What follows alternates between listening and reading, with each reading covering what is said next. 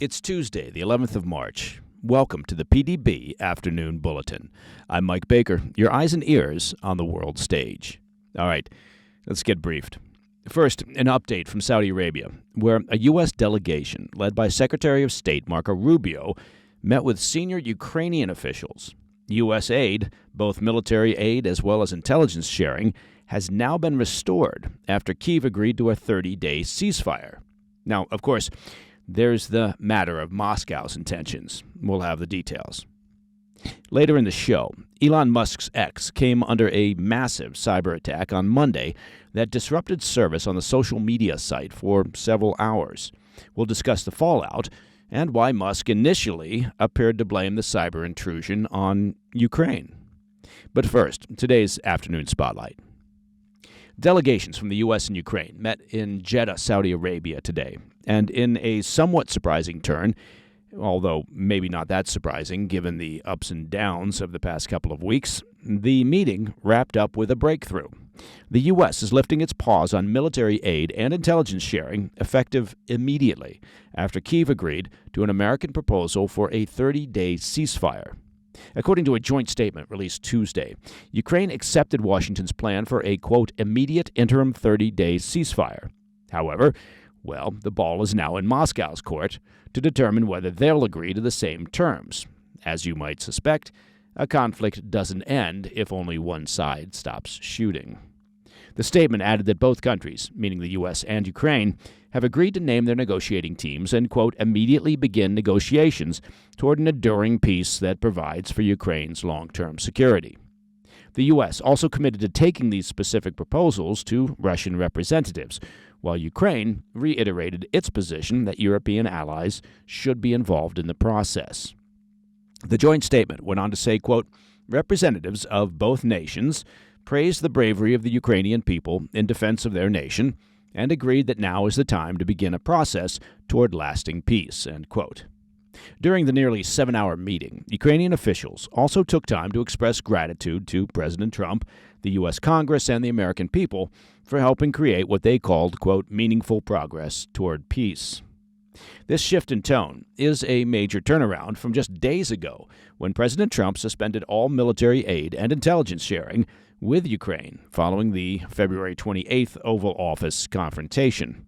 At the time, Trump's advisors justified the move by citing concerns over Zelensky's commitment to peace, saying aid would pause until Kyiv showed it was serious about negotiations with Russia. While the initial response from Ukraine included a carefully worded public statement of regret, U.S. Special Envoy Steve Witkoff later revealed that Zelensky privately apologized to Trump in a letter. Now, Trump read portions of that letter aloud during his congressional address last week, but made no mention of an apology. With this new agreement on the table, the focus, of course, shifts to Moscow. Will Putin agree to the same 30-day ceasefire terms? And if so, what kind of lasting deal can actually come from these talks? Secretary of State Marco Rubio, who led the U.S. delegation in Jeddah, seemed hopeful, telling reporters, quote, we're in a different place now, and I think we'll continue moving forward, end quote. Well, even for the State Department, that statement is a masterclass in vagueness. Still, Ukraine remains under heavy bombardment from Russian forces. As we've recently discussed on the PDB, Moscow has been on the counteroffensive against the Ukrainian military in the Kursk region of Russia and has been making slow but steady gains in the eastern portion of Ukraine. It's, frankly, anyone's guess at this stage whether Putin will be interested in talking about a ceasefire when his troops appear to have the upper hand. All right, coming up next, Elon Musk's X, the social media app formerly known as Twitter, of course, came under a massive cyber attack on Monday that disrupted service on the social media site for several hours, sparking wild speculation over who may be behind the intrusion. Really? Wild speculations on social media? That hardly seems likely. I'll be right back. Welcome back to the Afternoon Bulletin. After several hours of recurring outages Monday, Elon Musk claims that X was the target of a, quote, massive cyber attack. Speaking to Fox Business, the billionaire and Doge chief said X was hit by a large-scale cyber operation but admitted he wasn't entirely sure where it originated from. Musk stated, quote, "There was a massive cyber attack to try to bring down the X system with IP addresses originating in the Ukraine area," end quote.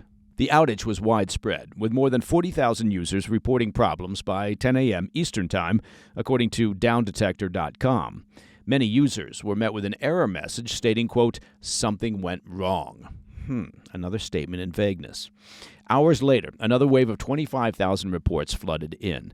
By late afternoon, Musk announced that X was back online, but suggested the attack had state sponsorship or was done by a large coordinated group. In a post on X, Musk said, quote, "We get attacked every day, but this was done with a lot of resources," end quote.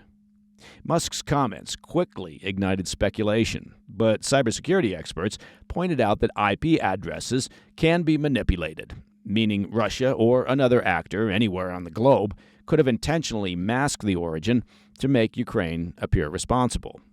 A senior fellow at the American think tank Atlantic Council dismissed the idea that Ukrainian government actors would launch such an attack, particularly on the eve of the critical U.S.-Ukraine peace negotiations meeting. The fellow stated, quote, "It makes absolutely no sense for Ukrainian hackers to attack Elon Musk the day before a meeting in which they're attempting to get the U.S.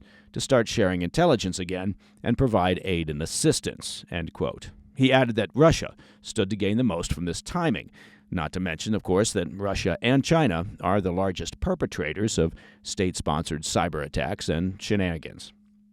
Another potential culprit is the hacking collective Anonymous, which has been openly critical of Musk. But cybersecurity analysts argue that Russia remains the most likely suspect, pointing to Moscow's long history of using cyber warfare to sow chaos and weaken adversaries. Meanwhile, Musk's relationship with Ukraine, remains complicated. His Starlink terminals have been indispensable to Ukrainian forces, providing battlefield connectivity when other communication networks collapsed. Musk has emphasized their reliance, stating, quote, "Their entire front line would collapse if I turned it off," end quote. Yet Musk remains critical of Ukrainian President Zelensky, echoing President Trump's demands for an immediate ceasefire. Again, a ceasefire only works if both sides agree to it. On Sunday, Musk urged for, quote, "peace now," in a post on X, underscoring years of slaughter and a stalemate that, quote, "Ukraine will inevitably lose." As investigations into the X outage continue, cybersecurity experts caution against jumping to conclusions. While Musk's remarks have fueled rampant speculation, cyber analysts warn that without concrete evidence, premature accusations risk playing into the hands of those looking to exploit uncertainty. Well, the only problem is social media is tailor-made for speculation and jumping to conclusions. It's kind of social media's signature move. And that, my friends, is the PDB Afternoon Bulletin for Tuesday, 11 March. If you have any questions or comments, please reach out to me at pdb@thefirsttv.com. And finally, to listen to the show ad-free, you can do that. It's simple. Become a premium member of the President's Daily Brief by visiting pdbpremium.com. I'm Mike Baker, and I'll be back tomorrow. Until then, stay informed, stay safe, stay cool. Hey, thanks for tuning in. If you enjoyed this video, don't forget to hit that like button and leave a comment, a really positive, nice, and kind comment. That would be appreciated. And if you're not already subscribed to our channel, make sure to subscribe and turn on notifications so you don't miss any of our daily updates.